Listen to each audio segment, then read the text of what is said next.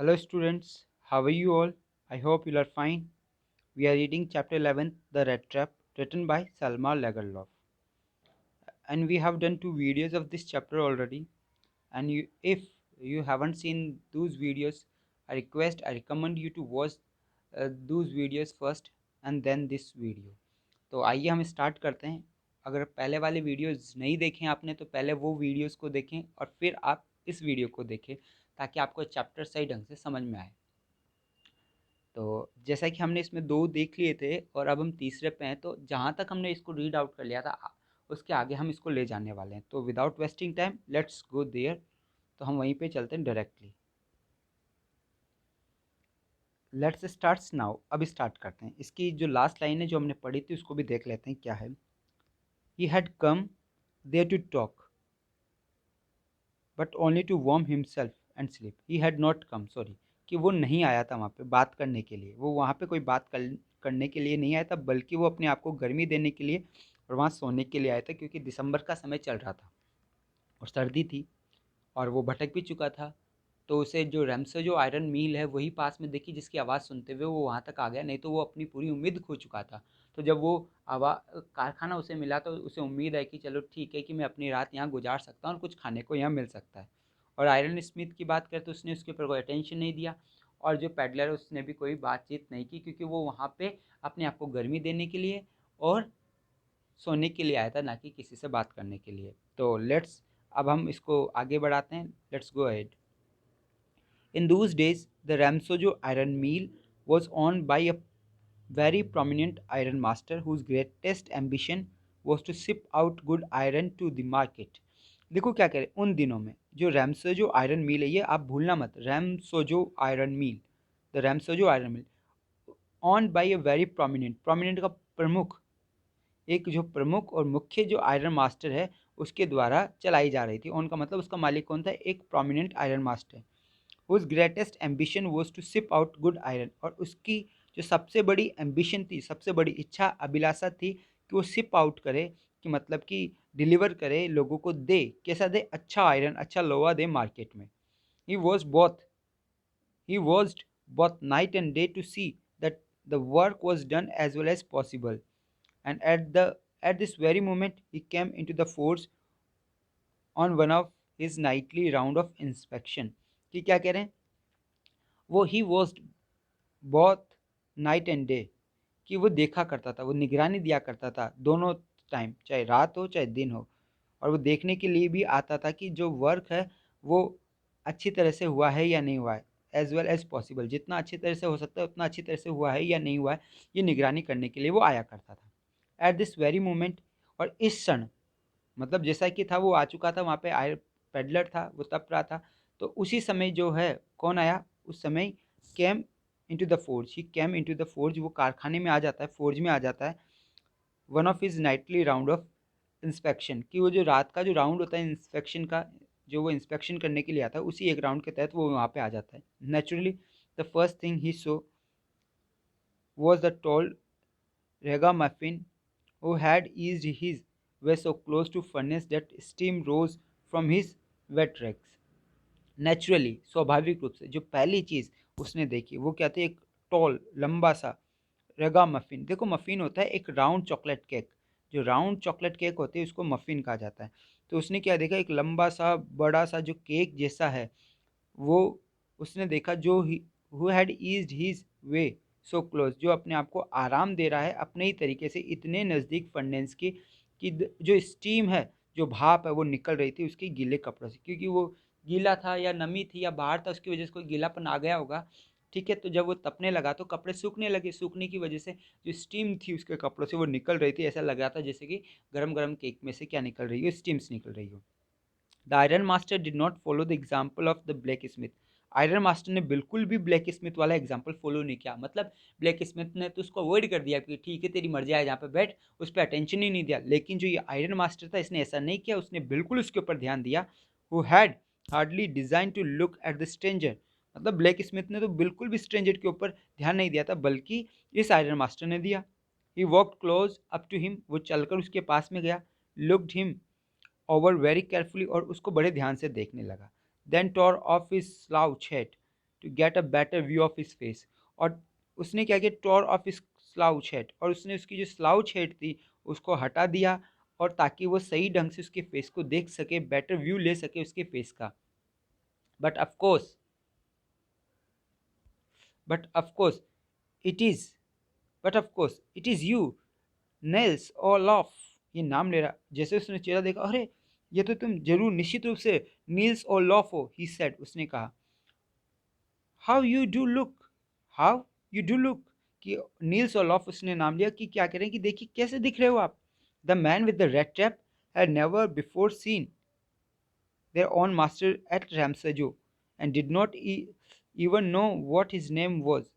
कि क्या कहते, the man with red trap, आदमी जो रेड ट्रैप वाला था, हैड नेवर बीन सीन, कि उसने पहले कभी देखा ही नहीं। ठीक है, वो जो रैमसोजो का जो ऑन मास्टर है, मालिक है, उसको तो उसने कभी देखा ही नहीं था।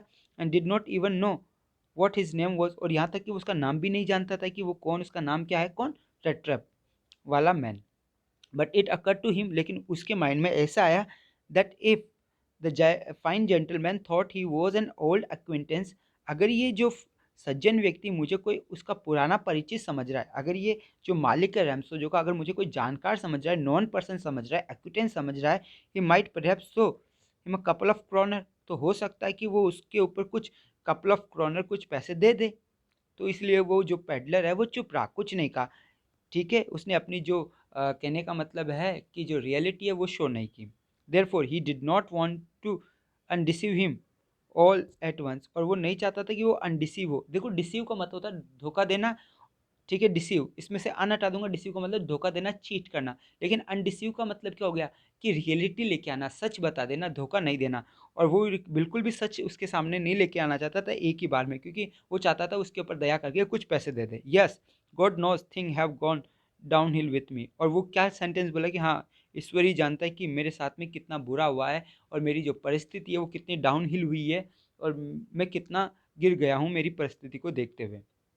He said, you should not have resign from the regiment, और आगे उसने कहा, किसने, मालिक ने, आयरन मास्टर जो था, सॉरी रैमसो जो मिल का जो मालिक था, उसने कहा कि you should not have resign, कि तुम्हें रिजाइन नहीं करना चाहिए था, तुम्हें त्याग पत्र नहीं देना चाहिए था रेजिमेंट से।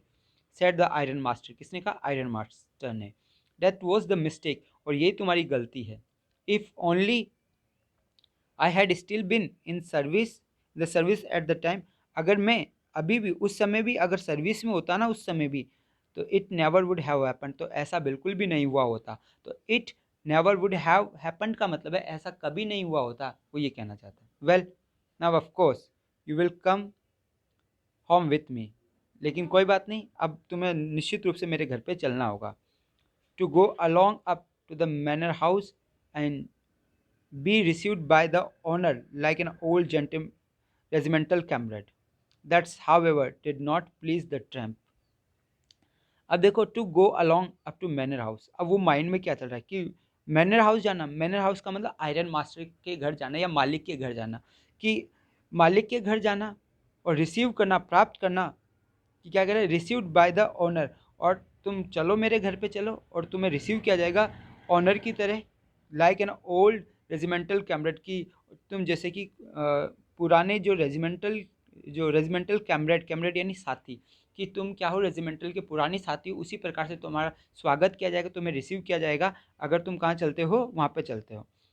That however did not please the tramp, लेकिन वो जो ट्रैम्प है इस बात से खुश नहीं हुआ। यहाँ पे जो वर्ड आया द ट्रैम्प, वो पेडलर के लिए आया है, कि उससे वो जो पेडलर था वो खुश नहीं हुआ इस बात से उसके घर पे जाने को लेकर। No, I could not think of it, कि नहीं, मैं ऐसा नहीं सोच पा रहा हूँ, मैं ऐसा बिल्कुल भी नहीं सोच सकता।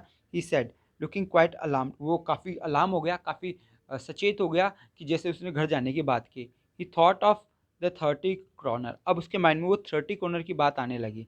To go up to manor house would be like throwing himself voluntarily into the lion's den, वो क्या कह रहे हैं, कि मैनर हाउस जाना मतलब कि आयरन मास्टर के घर पे जाना, would be like throwing himself, ये तो बिल्कुल इसके समान होगा कि अपने आप को फेंकना जानबूझकर, किसके अंदर, लोइन की गुफा के अंदर, लोइन की डेन के अंदर, कि अगर मैं मैनर हाउस जाता हूँ तो ये तो बिल्कुल वैसा होगा कि मैं खुद अपने आप को शेर की गुफा में डाल रहा हूँ।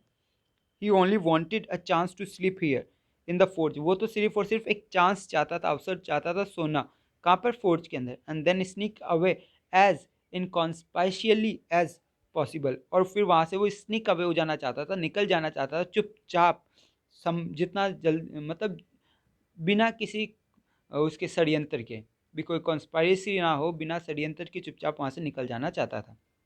The iron master assumed that he felt embarrassed because of his miserable clothing। Iron master है, उसने अज्यूम किया, उसने सोचा कि ही फेल्ट एम्ब्रेस्ड, की शर्मिंदगी महसूस कर रहा है। कौन? आयरन मास्टर ने सोचा कि ये जो पैडलर है, वो तो पैडलर तो उसको समझ ही नहीं रहा था, वो तो उसको अपना साथी समझ रहा था, कैमरेड समझ रहा था, रेजिमेंटल कैमरेड समझ रहा था। तो उसको ही फेल्ट एम्ब्रेस्ड, उसको एम्ब्रेस्ड फील हुआ because of his miserable clothing. किसकी वजह से? उसके माइजरेबल क्लॉथिंग की वजह से, उसकी जो देने जो कपड़े थे उनकी वजह से। प्लीज़ डू नॉट थिंक, कि वो क्या कह रहे हैं, प्लीज़ आप ऐसा मत सोचो that I have such a fine home, कि मेरा इतना अच्छा घर है, and that you can not show yourself there, कि तुम वहाँ पे नहीं जा सकते, अपने आप को वहाँ नहीं दिखा सकते।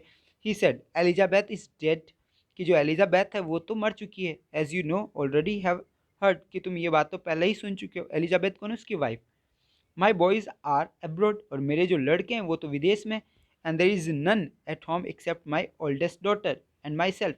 और क्या कह रहे हैं कि and there is no one, और कोई भी नहीं है घर पे सिवाय मेरी सबसे बड़ी बेटी और मेरे, कि मेरी बेटी और मेरे सिवाय वहाँ पे घर पे कोई नहीं है। We were just saying that it was too bad we didn't have any company for Christmas. हम तो आपस में ये बात कर रहे थे, ये तो बहुत बुरी बात हो रही है, बहुत बुरा लग रहा है कि हमारे पास में क्रिसमस के लिए कोई कंपनी नहीं है, कोई साथी नहीं है, कंपनी नहीं है इस बार कि क्रिसमस आ गया है और हमारे लिए कोई साथी नहीं मिल पा रहा है क्रिसमस बनाने के लिए, हम दो ही हैं। Now come along with me, आप मेरे साथ चलिए, and help us make the Christmas food disappear a little fast, और हमारे साथ चलिए और हमारी मदद कीजिए क्रिसमस के भोजन को जल्दी ख़त्म करने में, थोड़ी जल्दी ख़त्म करने में। But the stranger said no, लेकिन उस अजनबी ने फिर से कहा no and no and again no. The iron master saw that he must give in, आयरन मास्टर ने देखा कि ही मस्ट गिव इन, कि ये जो है कहने का मतलब कि शायद ही चलेंगे, शायद ही मानेंगे। It looks as the captain von Stahle prefer to stay with you tonight. अब ये जो लाइन की गई है ये किससे कह रहा है? आयरन मास्टर बोल रहा है, किससे? ब्लैक स्मिथ से, जो लोहार वहाँ पे था जिसने बिल्कुल भी ध्यान नहीं दिया, ठीक है, उसकी तरफ का, कि इट लुक्स, ऐसा लग रहा है कि जैसे मानो कि जो कैप्टन वॉन स्टेनले, कि जो कैप्टन वॉन स्टेनले है वो प्रेफर कर रहे हैं रुकना तुम्हारे साथ आज रात, ठीक है। तो ये कह रहे हैं स्टर्जन, सॉरी स्टर्जन स्ट्रॉम, तो जो ब्लैक स्मिथ उसका नाम क्या था? स्टर्जन स्ट्रॉम, की स्टर्जन स्ट्रॉम, कि ऐसा लग रहा है कि आज तो कैप्टन वॉन स्टैनले है ना, वो आपके साथ में रुकना चाहते हैं। तो नील्स और लॉफ उनका नाम बताया पहले, जो आयरन मास्टर आए तो पैडलर को किस नाम से संबोधित किया? नील्स और लॉफ, ठीक है। नील्स ऑफ लॉफ की जो उपाधि, अगर कैमरेड की बात की जाए, रेजिमेंटल में जो उनको उपाधि या जो भी पद या तबका मिला हुआ, वो क्या मिला हुआ? Captain von Stanley. और जो वो ब्लैक स्मिथ है उसका क्या नाम है? स्टर्ज, ठीक है ना, स्टर्ज, सॉरी स्टर्जन स्ट्रॉम। आगे देखिए क्या कह रहे हैं, he said to the master blacksmith, उसने ये बात किससे कही? मास्टर ब्लैक स्मिथ से। And turn on his heel, और अपने पैरों के ऊपर ही घूम गया। But he laughed to himself, लेकिन वो खुद ही हंसने लगा, एज ही वेंट अवे, जब वो वहाँ से जाने लगा। And the black Smith who knew him understood very well that he had not said his last word, कि ब्लैक स्मिथ है वो जान गया, समझ गया कि अभी तक इन्होंने अपने जो लास्ट वर्ड है वो नहीं बोले, इसका मतलब वापस आएगा। It was not more than half an hour before they heard the sound of carriage, मतलब आधा घंटा भी नहीं हुआ उससे पहले उनको आवाज़ सुनाई देने लगी कैरिज के व्हील की, कैरिज जो पहिया है, जो रथ है, उसकी आवाज़ सुनने लगी। कहाँ पर? फोर्ज के बाहर में, कारखाने के बारे में। And a new guest came in, और एक नया मेहमान आ जाता है। But this time it was not a iron master, लेकिन इस बार आयरन मास्टर नहीं आया था। येट सेंट इज डॉटर, उसने अपनी बेटी को भेजा था, apparently hoping that she would have better power of persuasion than himself. यहाँ पे एक वर्ड आया, परसुएशन। परसुएशन, परसुएशन का मतलब मनाने की शक्ति, किसी को मनाने की जो शक्ति होती है उसको परसुएशन कहा जाता है। तो कह रहा है अप्रेंटली हॉपिंग, वो ये हॉप कर रही थी, उम्मीद कर रही थी that she would have better power, कि उसकी ज़्यादा अच्छी पावर है, ज़्यादा अच्छी शक्ति है मनाने में। किसकी तुलना में? उसकी खुद की तुलना में, ये आयरन मास्टर मानता था। She entered followed by a valet, वो आई और उसको, उसका पीछा किसने किया? उसके पीछे पीछे कौन आ रहा था? उसका वैलेट, नौकर, वैलेट यानी नौकर। Carrying on his arm a big fur coat, और अपने हाथों में उसने बड़ा सा बालों वाला कोट ले रखा था। नौकर ने उसके पीछे पीछे, एलिजाबेथ के पीछे एक वैलेट था, नौकर था, जो हाथों में क्या लेके आ रखा था, कोट। आप आगे देखिए क्या है, she was not at all pretty, हालांकि वो सुंदर नहीं थी, प्यारी नहीं थी, but seemed modest and quite shy, लेकिन वो काफ़ी सभ्य और काफ़ी शर्मीली लग रही थी। In the forge everything was just as it had been earlier, और फोर्ज के अंदर सब कुछ वैसा ही था जैसा पहले था। In the evening the master black Smith and his apprentice still sat on their bench, कि जो ब्लैक स्मिथ है, मास्टर ब्लैक स्मिथ, और उसका जो अप्रेंटिस है, हेल्पर है, वो बैठे हुए थे बेंच के ऊपर। And the iron and the charcoal still glowed in the furnace, और लोया और जो चारकोल कोयला है वो अभी भी चमक रहा था, जल रहा था, किसके अंदर, भट्टी के अंदर। The stranger had stretch himself out of the floor and lay with a piece of pig iron under his head and his head pulled down over his eyes. अब देखिए क्या कह रहे हैं, और जो स्ट्रेंजर है, जो पेडलर है, उसने अपने आप को फैला लिया था अच्छी तरह से, फ्लोर के ऊपर ही, मतलब फ्लोर के ऊपर फैलकर सो गया था, वो आराम से अपने आप को स्ट्रेच करके सो गया था, और लेटा हुआ था वहाँ पे। A piece of pig iron under his head, और अपने सिर के नीचे और एक कच्चा लोहे का जो टुकड़ा है वो रख रखा था तकिए के स्वरूप में। And his head pulled down over his eyes, और अपनी जो हैट है, अपनी जो टोपी, उसको अपनी आंखों पे उसने खींच ली थी। As soon as the young girl caught sight of him, जैसे उस लड़की ने उसको देखा, she went up and lifted his hat, वो उसके पास जाती है और उसकी हैट को हटाती है। The man was evidently used to sleeping with one eye open, और जो आदमी था पेडलर, उसकी आदत थी सोने की एक आंख खोलकर, कि वन आई ओपन ही वो खोलकर सोया करता था। He jumped up abruptly, वो तुरंत एकदम से उछल के खड़ा हो गया। Seems to be quite frightened, और ऐसा लगा कि वो डर गया हो, जैसे उसने हटाए तो वो थोड़ा सा डर गया हो। और उसने कहा, किसने, लड़की ने, माई नेम इज़ इडला विलमसन, कि मेरा जो नाम है वो क्या है, इडला विलमसन है। सेड द यंग गर्ल, उस गर्ल ने कहा, my father came home and said that you wanted to sleep here in the forge tonight, कि मेरे फादर घर पे आए और उन्होंने कहा कि आप है वो आप सोना चाहते हो यहीं पे कारखाने में आज की रात। Then I asked permission to come, और फिर मैंने पापा से परमिशन ले ली यहाँ पे आने की, and bring you home to us, और आपको घर ले जाने की। I am sorry captain that you are having such a hard time, मैं काफ़ी माफ़ी चाहती हूँ कैप्टन कि आपका जो समय है काफ़ी हार्ड चल रहा है, काफ़ी मुश्किल समय से आप गुजर रहे हो। सी लुक्ड एट हिम कंपनसेंटली, उसने कंपनसेशन के साथ में, सॉरी, कम फैशनेटली उसकी तरफ देखा, मतलब बड़े हाव भाव से, बड़े प्रेम से उसकी तरफ देखा। विथ हर हैवी आइज, उसकी भारी आंखें, सीरियस आंखें थी। And she noticed that the man was afraid, और उसने नोटिस किया कि आदमी तो डर रहा है। इधर ही हैज़ स्टोलन समथिंग, ऐसे डर रहा है कि मानो कि इसने या तो कोई चीज़ चुराई हो, और he has escaped from the jail, या मानो कि वो जेल से भागा हो। इस प्रकार से वो लग रहा था। कौन कौन लग रहा था, पेडलर। किसको, इडला को। She thought and added quickly, उसने सोचा और तुरंत उसने कहा, you may be sure captain, कि आप आश्वस्त हो जाइए कैप्टन, that you will be allowed to leave us just as freely as you came, कि आप हमको लीव करके जा सकते हो, ठीक है ना, उतनी ही स्वतंत्रता से जितनी स्वतंत्रता से आप आए हो, कि हम आपको बिल्कुल भी नहीं रोकेंगे, आप जैसे आए वैसे जा सकते हैं। Only please stay with us over Christmas Eve, सिर्फ और सिर्फ आप रुकिए हमारे साथ में इस क्रिसमस ईव पर, मतलब ये जो क्रिसमस की शाम है, उस शाम को आप हमारे साथ में रुकिए, फिर आप चले जाना।